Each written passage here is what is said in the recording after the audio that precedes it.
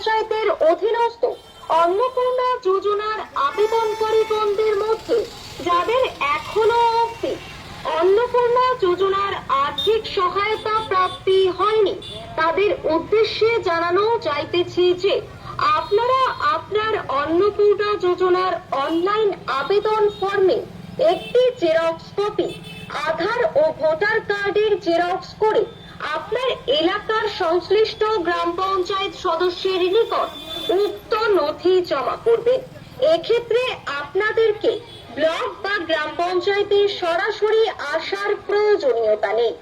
সংশ্লিষ্ট সদস্যই আপনার প্রদত্ত নথি গ্রাম পঞ্চায়েতে জমা করবেন এবং গ্রাম পঞ্চায়েত কর্তৃপক্ষ আপনার প্রদত্ত নথির ওপর পুনর্বিবেচনা করে যথোপযুক্ত ব্যবস্থা গ্রহণ করিবে, যাহাতে আপনারা অন্নপূর্ণা যোজনার আর্থিক সহায়তা গ্রহণ করতে পারবেন।